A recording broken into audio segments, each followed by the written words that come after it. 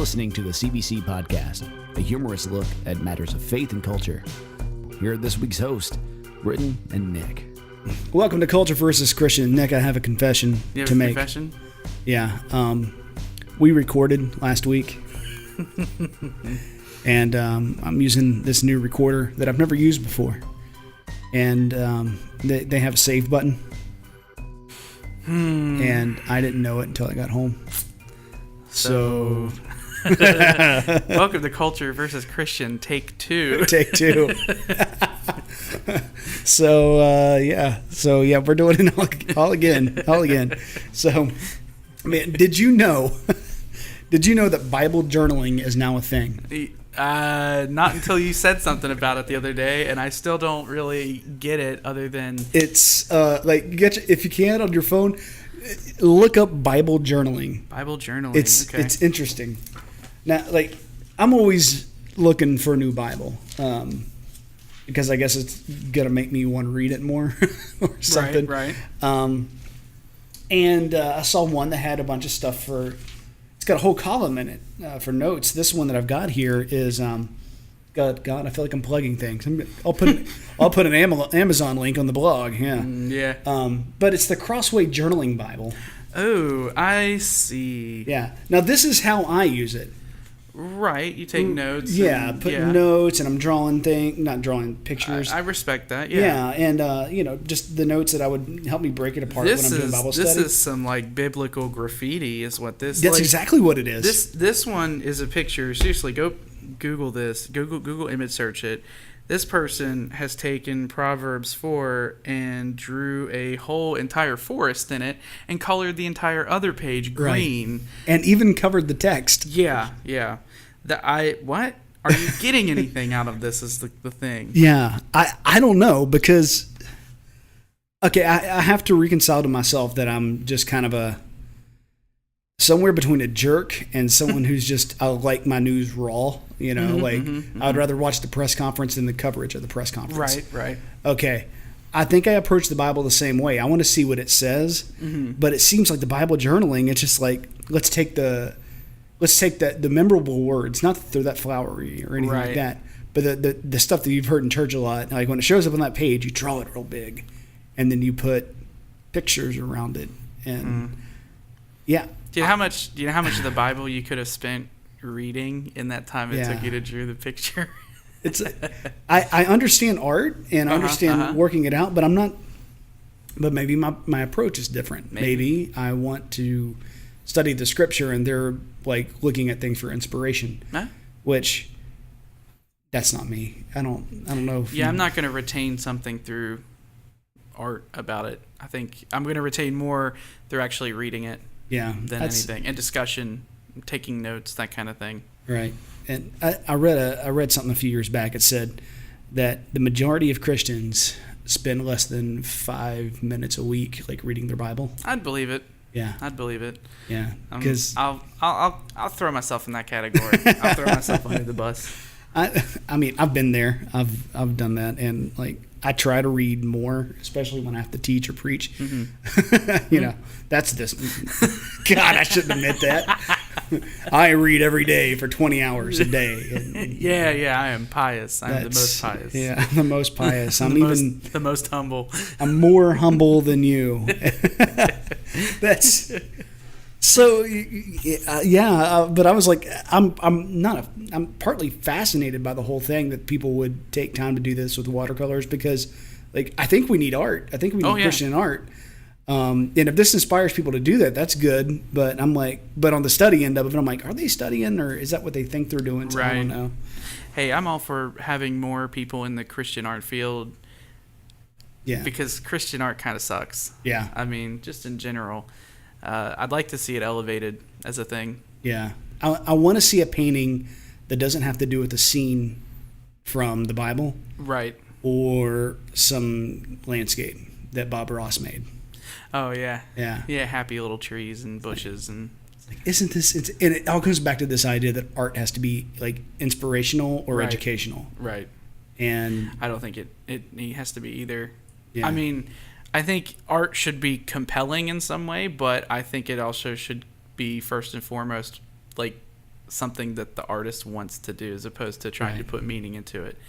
Yeah. But maybe that's my own interpretation of art. Well, I think that's been the problem in Christian art. They've approached it as, how do I minister to other people through art instead of how do I say what I feel? Yeah. And that's case in point is Christian music.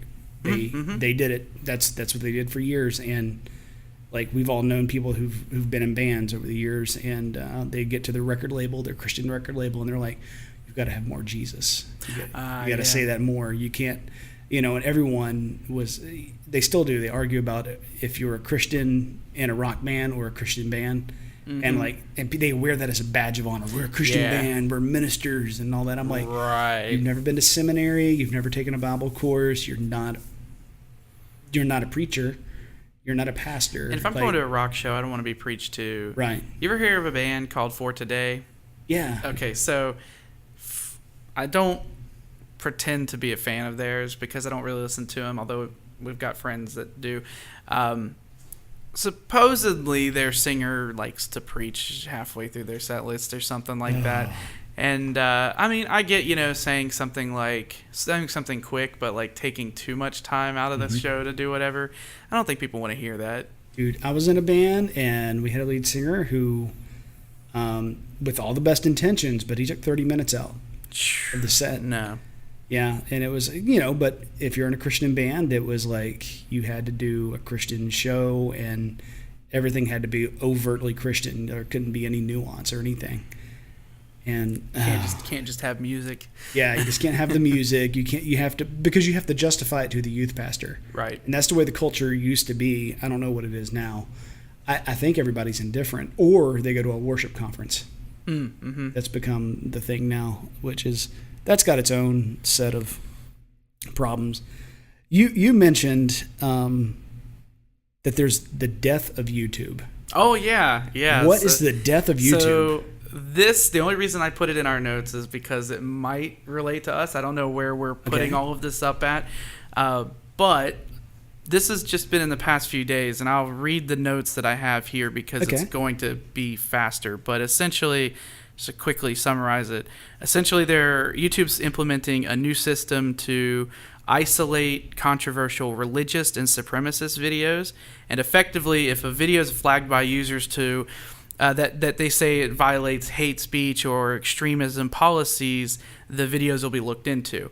And if YouTube finds out that the videos don't actually violate the policies but still contain religious extremism content or that kind of thing, they're going to put them in what they're calling like isolation, where let me see, they're going to be putting them in a limited state, which means that the video is going to be put behind an interstitial, which I had to look up the word. Yeah, what does that mean? But apparently it is, from what I understand, it's kind of like unlisted mode. You know how like if you put a video in unlisted mode, you have to have the direct link to it. You can't just find it. So that's kind of what it means. It means putting it in between two web pages where you have so you're not really going to be able to see it. Like, I guess if you have a video that might be mature rated, it would be behind that login age wall that you might get that's age restricted. That'd be kind of like it. But I might be wrong in that. The videos won't have features like comments, suggested videos, and you can't get likes. And YouTube has come out and said that they're going to be working with a whole host of different anti-hate speech organizations, and the first one that they listed was the Anti-Defamation League, which for a lot of people threw up red flags, because when the election was going on, they were the first people to throw out that Pepe the Frog was racist and a white supremacist symbol. Wow. Yeah, so those are the people who are going to be in charge of our 1984 overlords, basically. Wow. But it's been kind of a long time coming. They've been doing it with the adpocalypse that supposedly happened. And, a few months ago, I guess end of last year, they started this whole family-friendly thing where, you weren't going to be able to monetize a video if it had certain things in it. And a lot of people cried censorship. And I have always been quick to defend where I think real censorship is and where I don't, because I don't think taking away monetization is true censorship. It might be soft, but they're not saying you can't upload something. They're just saying they won't put ads in front of it. They take away all the social marketing. Right. Networking. And in this case, I do believe it's censorship because they are legitimately hiding the video and preventing you from interacting with people. And so I guess people will say, well, it's YouTube and Google, they're a private entity. They can do whatever they want. Yeah. To an extent, I agree. But I think now they're so huge. They're like the giant market shareholders at this point. They are a public utility for at this point digital video. that I don't know if it's really a legit thing anymore to say that. It's kind of a weird place because what if we decide to put this up on YouTube and then the next day it's just, here's what's funny. Who do you think will complain first about CVC? Will it be the Christians, or will it be like an atheist or something like that who's just tired of Christian shenanigans? Here's the thing is, I don't think it'll be the atheists. I think I don't either. For the majority, the atheists would argue it and would argue the points that we might make. Yeah. I think the Christians would be the first ones to jump on that and be like, well, we don't like it. And sorry, guys, but I mean, it's happened. And I don't know how that's going to work. And to be sure, like, we're not here as like a church bashing entity or anything like that. But we are going to poke fun at the culture of the church. Yeah, because definitely. It's hilarious. And I think the weirdest thing about this is that they're doing this with a bot. I almost said a robot, like beep boop boop, but it's just it's a bot that they're using. And if I'm not mistaken, the one article I saw said that that 75% of the content that they have tested this on never saw human hands. Yeah. That's kind of yeah. I mean, there are certain words like, and I'm hoping that when they say like extreme religious positions or whatever they're saying like that, like, I hope they're not talking about Joe Christian with his, I know, with like, I forgot what his name is, like V Christian Blogger or whatever his name is, or guys like that who are sharing their faith and using YouTube as a platform to do that. But we're all using YouTube as a platform to push our stuff. And the rules that they've put out, the policies are so vague in how they can be applied that they could just do whatever with it. And that's what really a lot of people are up in arms about. And as I'll just admit that I follow a lot of skeptic/atheist channels, just in general, because they do make really good arguments about and they're not even talking about Christianity, but just the social, whatever's happening in society today. And it's one of those things where it's like, well, those guys are providing a different opinion that, YouTube and Google might not necessarily like because they don't toe maybe their political line or leaning or whatever, and then all of those channels could be gone. And then it's like, well, I just lost 3/4 of the content I watch. So why would I go back to YouTube? Right. Yeah, and that's going to be a problem. And I think I hope they understand that. I hope they do too. Because there's a lot of like weirdos that are using YouTube. Like, and I love getting caught in the dark places of the conspiracy theorist and all that. Like, I can lose days in that stuff. Not that I believe it, but man, it's hilarious. And conspiracy theories, I'm totally fine with watching because they're great. Let's be honest. But when a channel that might be right leaning or conservative gets age restricted, that's perfectly clean, but they just get age restricted. They just don't like the politics. Yeah, or somebody, you can't even talk about war and terrorism or anything like that, even if it's news, without the advertiser bot freaking out. Right. And yet there were still videos, there might still be, of ISIS training videos that were up there, literally watching people explode and that sort of thing. Yeah. And they're not touched, and that's where people are really pointing out some of the hypocrisy with YouTube. And so it's kind of watching this whole huge entity just start spiraling because they're trying to cater to so many people. Right. It's just, they need to take a hard stance. Just say, here are the rules. Yeah. This is what we want.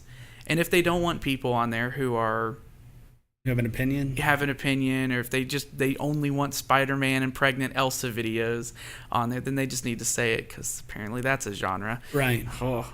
You think, like, for people like us, they should be happy that we're providing original content. Yeah, you'd think. But, they're starting that YouTube TV thing where it's ABC and all of these huge TV networks that are going to be providing content. And I think part of it has to do with that, because if you look at their trending pages, that's pretty much the content that's all there, people who are on those networks. So you can tell that there's a lot of bias. So the internet's not for amateurs anymore, is it? Apparently they're trying to call the Wild West of the internet. And that's not fun. That's not fun for anyone, because memes are awesome. Yeah. And, I hate to say it, but that's been kind of our defining pattern of life for 20 years I'm not that I'm that old, but but seriously, we've been living online for a couple of decades now, for sure. And and that attraction has been like open, right? Like the Wild West kind of thing going on. Like, sure, horrible things happen, but at least no one can tell us what to do, right? Except now they do. It's interesting because it's happening with like Facebook and Twitter too. Yeah, Twitter's been, I think somebody said, and don't quote me on this, but I think somebody said all of last month Twitter never got a single new user, and they're stagnating right now. I guess their stocks have been dropping, and they're doing the same thing as YouTube. They're getting rid of certain people that they don't like, who have a certain opinion, that kind of thing. And Facebook does it too, where they'll take people off if you say anything bad about a very specific religion, and that kind of thing. And so not ours. No. But yeah, it's interesting to see what's going on here, because I'm waiting for alternatives to pop up. Right. And that's where I think we can always go to GodTube. Or we can always watch Pure Flix. And this is what I'm saying. Like, we may not be welcome anywhere, because... Is GodTube a thing? Yeah. Really? Yeah. Well, I have some internet searching tonight. Oh my gosh. And it's a lot of, and I hate to say this, but a lot of preachers have ego problems. Mm-hmm. And so to that end, they think they have to put a camera in their church of 25 people and live stream and do all this stuff every week. That gets up on GodTube? Yeah, they put stuff like that on GodTube. There's other inspirational things on there. Once again, back to inspirational. Rolling my eyes on that. I would just love to see something gritty. Like, where's the gritty Christian art? Yeah. And I don't mean that Carmen boxing movie. Where's the art? Where's the art that legitimately shows the real pain? Yeah. Christianity is not about flowers and dancing and happy fun times in the sunset all the time. I mean, there's, what is it? The pain in the night, joy in the morning thing. Yeah. And it's like, let's see the real dark side of it, because I think, you're still human. You still feel that emotion. I have this friend. She works in, she does ministry in Atlanta, and she's committed to like homeless folk. Mm-hmm. And it's some dark stuff, like reading her post and everything. She's like, okay, these people, good people, they just need this week. And it's something like they just need a place to stay for the night so they can do something else. But she tells these stories, these gritty, dark stories of what it's really like for Christians to get down in the dirt and do some very tough work with people that most people would call like unlovable or unwanted. They wouldn't say it, but that's how they would treat them. And she's doing that. I'm like, where's that story? Where are those write-ups? Right. Because you see the write-ups, but it's always got a layer of gloss on it too. Yeah. And there's this there's always a veneer of like this sort of fake, saccharine, sweet, just sort of fakeness to it. I mean, I hate that. Even the music, it's got a different mix. And I didn't understand what it was for a long time, but then I learned that there was something called a Nashville mix, which majority of Christian music's coming out of Nashville. But then there's also a New York mix. Think like a punk rock kind of thing. And then think LA mix, which is a lot of your top 40, all that kind of stuff. If you want to go hard rock, think of Guns N' Roses. Those kind of mixes. Okay. So, like in Christian music, it's all the Nashville mix. And because I'm sure, I'm not saying the engineers are bad, I'm betting you anything you've got these producers who are working for these Christian labels that are saying, "Oh, it's too much grit. We got to have, we've got to have something else here." Interesting. Yeah, so they put a layer of I didn't know that was a lacquer thing. on it. Really? Yeah, which is usually reverb. But yeah, that's a thing. But I mean, we're kind of getting to this idea of, I guess we're kind of asking like about offensive stuff, like offensive material. Like as a Christian, like if I produce something, like and it offends other Christians, like what do you do with that? Right. And we were joking around pre-show, and I was saying how do we allow Nick to use the F-bomb? Not that it's about that, but how can we let Nick use the F-bomb? I just use it. You just use it when it works, but yeah. I don't care if things are offensive. I don't either. But I guess because I'm not offended. Right. There's not a whole lot that offends me. Right. And what is it? Offenses taken, not given. You have to choose what you're offended by, and everybody has their triggers. But cursing's not one of them for me. Yeah, never has been. The F-bomb can be really good sometimes. It can be a really good punctuation. It can preach. Oh yeah. It could be a good punctuation to a joke. Yeah, I mean, I'm okay with it. I mean, there's always a time and place. I mean, we talked about this earlier. Yeah. Respect. There's a certain time and place to use it, and you got to know when to turn it on and off. And I'm not going to use it now. Right. That sort of thing. Yeah. I mean, it's probably not going to be uttered on this show. Yeah. Just don't play Overwatch with me. Yeah. I mean, there were so many things that people get offended about. Like I remember people used to get offended over clothing, or you couldn't like growing up in church, you couldn't wear shorts to church. Right. Couldn't wear tank tops. There's a lot of stuff you just couldn't do. And it was part of that old idea of you can't do pretty much anything you want to do. Right. And, which I would love to do a segment on the show, and we'll have to find some stuff like this and call it, "Do They Still Believe That?" Oh. Yeah. Just to see that. I like it. Because I'm wearing a pair of shorts right now, and we're sitting over at the church. Yeah. So obviously that's not offensive anymore, but man, it used to be. Do you let women talk in church? Paul said no. I mean, that's loaded. Right. And some people are going to rightly say, "Hey, Paul probably didn't write that," but and some people take that super literally. So I mean, do you let people talk in church? Do you let women serve? Do you let them preach? So what do people still believe? Because I do think we've progressed in a certain trajectory. The church. Is it the Nazarene that don't allow dancing and cards and that kind of thing? I think they used to, because they were part of that old holiness movie. Everybody has to wear skirts or dresses and probably so. Can't dance. I came from families that had that kind of holiness background. Really? Yeah, and they would jean skirts rather than never shorts. What am I saying? But yeah, I mean, and it comes from a good place, but then it turned into legalism. It started out as, well, we want to be pure. We don't want to do anything that might cause lust, and that comes from a good place. But then it becomes the men are forcefully telling the women what they can and can't do, so subjugate to them. And then you've got women who are judging other women who might have had their ear pierced and all that kind of stuff. Right. So, do people still believe this? And I don't know. Some people probably do, but thank goodness it's let up. Yeah. I know that in terms of tradition, my mom's side is very, very Catholic. And so when her mom died and we went to her funeral, it was a Catholic service, and that was the first time I'd ever been to a Catholic service.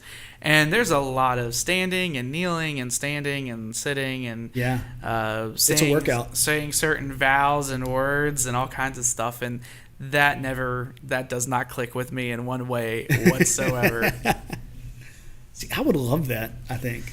I mean, it was a fun experience for once, but I don't know. I don't think I could do that as a church service all the time. Yeah. I mean, no disrespect to the people that do it, but I couldn't do that. Yeah, it's not my we've thing. got our own thing, and Yeah. like we're going to a place that is very just relaxed. Yeah, it's just very yeah. chilled It's out. just if you come in, just don't kill anyone. Yeah, trying to be nice, trying to Yeah. be kind, and that's the whole thing with being offensive. Like I think we gotta. I think I can work the rest of my life just working on being kind. Right. And like that might be as good as I get because I grew up very religious and I knew judgment. I didn't understand grace. So for me, it's like, how do I treat a person with kindness? Right. Because it's not always easy. Like my knee-jerk reaction isn't kindness. No, It's sarcasm in general. sarcasm. Yeah. Just kind of.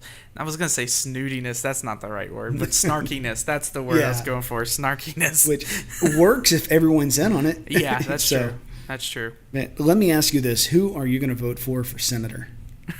Kid Rock. If I lived in Michigan, I would totally vote for Kid Rock. Oh my God! What is the background of this? Like, this is serious. Okay. Oh, this is serious. So,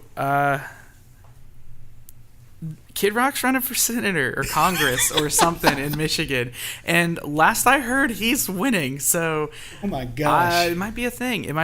I don't know. When the Trump election was going on, right? When this whole thing started, and everybody was talking about different things, and then Kid Rock comes out in defense of Donald Trump and all this other stuff. And then I was like, man, I really don't want to be on the side of Kid Rock. I really who wants to be on the side of Kid Rock? Right. And then things started, socially started pushing so hard from the left to the right and all this stuff. Eventually, there were so many people who said that they were on the left who are now on the right because the left went so far. Yeah. I'm apparently lumped in with Kid Rock now because, I guess that's the thing. So when he said he was running, I decided to look into some different things, and I really don't disagree with some of his viewpoints. He seems to be... To basically put it out there, he seems fiscally conservative, socially liberal, but I think he's more of himself like a libertarian than anything. Yeah. At least he claims to be. Which is usually where you and I are landing. Yeah, and I'm like, okay, I don't see an issue. What ticket is he running on? I think he's conservative. Wow. Conservatives are going to have, they're going to have a weird split, I think. Right. And I'm excited to see, because we were talking about using the F word. Yeah. He is super open about using the F word. Just in this interview on Rolling Stone that I found. Yeah. It's like every single thing was just, there's an F word in this little paragraph. At least I want him to be that way in Congress. Right. And then I want him, whenever he shows up, to play that beginning of Ba Ba Da where he goes, "My name is Kid," and he walks in and he sits down. I want that so badly. But I think I think it's the same reason. Because we have a president who's not far off. No, I want him to win for the memes. That's the worst thing. Oh, where's Al Franken at? Is he Michigan or is he's up north, right? Oh, I don't know. God, that may not be where he's at, but God, imagine if those two are coming out of that. Oh man. Let me see. I have the article up. It says here. Let me see. They asked him about gun control. And he said that getting rid of them is not the answer. The guy who got Osama bin Laden was on Fox News. His daddy raised him in Montana, hunting, fishing. He got it from hunting. What that kid knows is effing valuable. Shooting 200 yards is hard. To be able to make a 1,000-yard shot, I'm glad we have some people like that on our side. Gay marriage and abortion. He says, I'm definitely a Republican on fiscal issues in the military, but I lean to the middle on social issues. I'm no fan of abortion, but it's not up to a man to tell a woman what to do. As an ordained minister, he's a minister? What? With who? Yeah. I mean, it's like Unitarians, I guess. I mean, I just want it to be something that's not one of those online places. Like I want it to be. I want it to be real. Yeah. He says, I don't look forward to marrying gay people, but I'm not opposed to it. And that was in 2015. Freedom of speech. He said, rap rock was what people wanted at the time, and they still loved those songs at shows. But it turned into a lot of BS, and it turned out to be pretty gay. If someone says you can't say gay like that, you tell them to go F themselves. You're not going to get anything politically correct out of me. And I went voting for Rock. Kid Rock for president. Because, well, and I think this is true of you too, but stop me if I'm wrong. Like, my religious set is not the same as my politics. Yeah, like, definitely. Because I don't want my politics. I don't want my personal beliefs infringed on, and I don't think I can retain those rights if I infringe on other people's rights. No. So I let other people do what they do, and I just leave me alone to do what I do. I don't think Christianity understands that. No, the danger they're in. I think personally, I have a moral position that I take on things, but I also understand that there is a legal position that is already maybe set in precedence, like the abortion thing.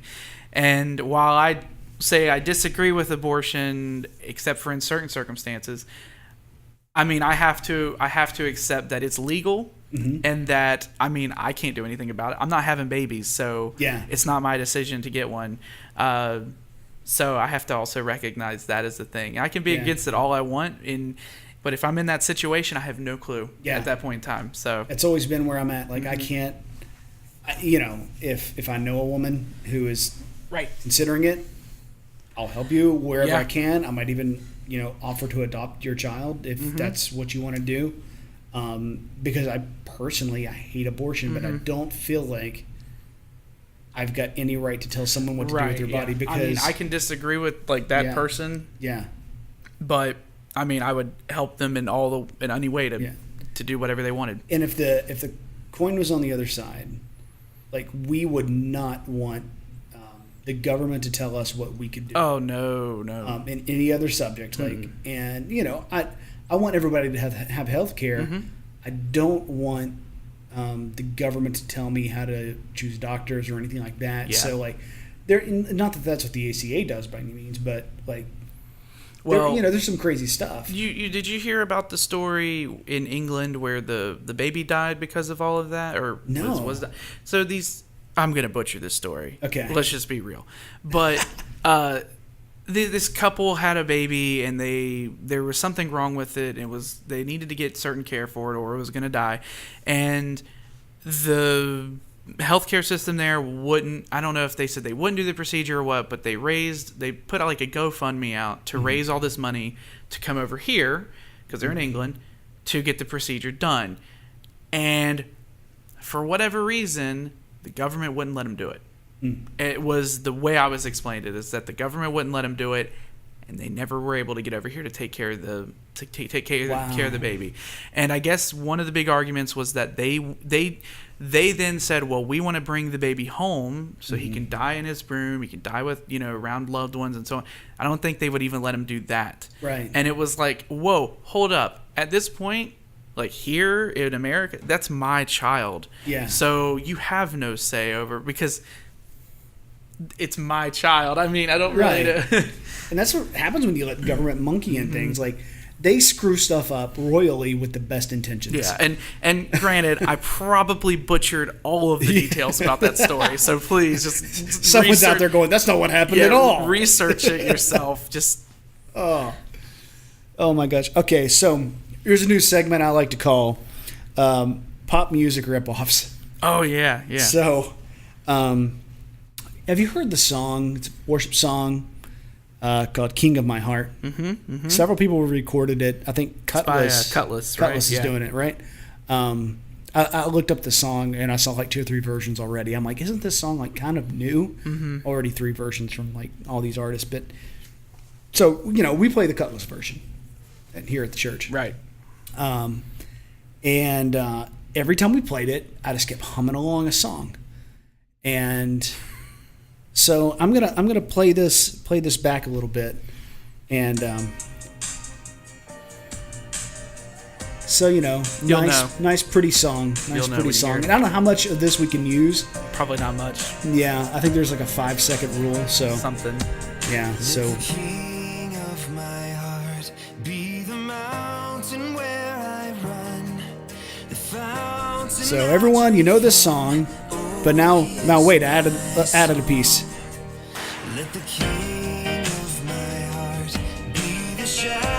It's Weezer, Say It Ain't So.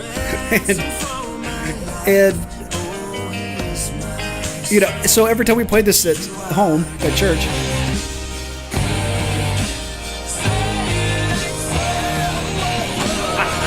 so we're playing this song at church, and I'm behind the drum kit, Nick's on his guitar, and I'm just screaming, "Say It Ain't So." It's so good. Oh my God, it's so good. Oh. But those songs just overlap. Yeah. It's like they weren't even trying to not be the same song. I know, right? Well, you know, it fascinates me how quickly like a new song will come out and then all of a sudden there are 13 versions of it on the internet. Like we're doing the Yes and Amen song by Chris Tomlin. But when I went to look it up and listen to it, I found like 4 different versions of it. Yeah. And Chris Tomlin's miraculously was the shortest version of it. And it was interesting. There's like Bethel Music does one. I think Hillsong has a song called Yes and Amen. It's completely different, by the way. But it's, I mean, can we get some different titles? I doubt it. Well, all of them they want to take stuff out of the Bible, you know, and be biblically based songs like we do. But the problem is they're taking lyrics just out of the Bible. They're out of verses of the Bible. They're not adding anything to it. So you end up with 1,000 songs called Hallelujah or something. There was a You Are Good. There's like 100 different songs called You Are Good. And I don't know. I guess it's just the curse that we're stuck with. Like, you know, I'm not saying it's the Bible's fault. No. That people can't come up with anything else. But I feel like they're plagiarizing it just because it's open, you know, not open source, but there's not a copyright on the King James Bible. That's right. Now there's a copyright on the NIV. Really? Oh yeah. I mean, yeah, you know, that's somebody was smart enough. The newer translations, anything you find, ESV, really? I believe. What about your little drawing Bible there? Yeah. I think the ESV translation is now they give you the right to quote so many verses in a public setting or in a musical setting or like if I wanted to use a verse here, like it's completely fine. No one's gonna go. Okay. But if I go and publish my own version of their Bible, they're gonna. The copyright lawyers are gonna come knocking. So you know, they're very cool. All the Bible owner people are cool, but it is weird when you say that people own the Bible text. Yeah. Yeah. No one thinks of that, but. I never thought of that at all. No. And the Bible became the Bible out of a committee decision. Right. It did. Because people had to get together and translate. Decide the books. Is this what is said here? And then, and that's done multiple times depending on your translation. Right. So that's but yeah, that's our music these days. It is. They keep ripping each other off, ripping the Bible off. With them, I don't know. I keep going back to that verse where God is like, quit hitting me with all this repetitive stuff. And I'm like, I'm laughing my butt off because all of the music is 10 minutes long of 4 lines. It is, yeah. So, whereas the old hymns are the joke being that there's 30 verses, but you really only sing 1, 2, and 4. Yeah. Unless you're in a Pentecostal church and you're getting happy, then all of them. You do all 16 and then do 13 versions of the chorus. Speed it up, slow it down. You know. I don't know. I think I one of the things I like about metal so much is that there is that sort of 4-chord structure, but they typically will play some sort of rhythm or riff over top of it, or is based around a riff and then added on to which I think is infinitely more interesting than just playing the 4 chords. Yeah, because at least with the riff, it's something a lot more interesting to listen to. Oh yeah. Plus, I mean, there's a lot more to it. Yeah. And guitar solos. I like good guitar solos. Guitar solos is something that's we've lost in all kinds of music. Oh yeah, all kinds of music. No one's doing them anymore. And when they do, it's some ironic throwback. Yeah. It's not. I feel like we've got trapped in our own irony. I'm gonna throw this out there, and I don't suggest anybody ever listen to this group if you're a Christian. That being said, the hypocrisy being that I've listened to this group. Right. Have you ever heard of a group called Steel Panther? No. Okay, so they are a satire 80s hair metal band. Okay, I already like it. They are raunchy as all get out. Okay. So that's why I'm putting the warning at the front, is that everything is very sexual in nature. As they sort of throw back to that 80s style. And we're talking like modern terminology for things that they wouldn't have said even probably in the 80s. Yeah. But their guitarist, he ever since they all have stage names basically, but if you ever see an interview with him, when he talks about music and learning guitar stuff, it's really interesting because he drops the character, even though he's still wearing the goofy wig and the tight shirt and pants and all that. But he gets real serious when he talks about music, and I remember him saying that he can't imagine doing songs without solos like what this sort of generation of music is.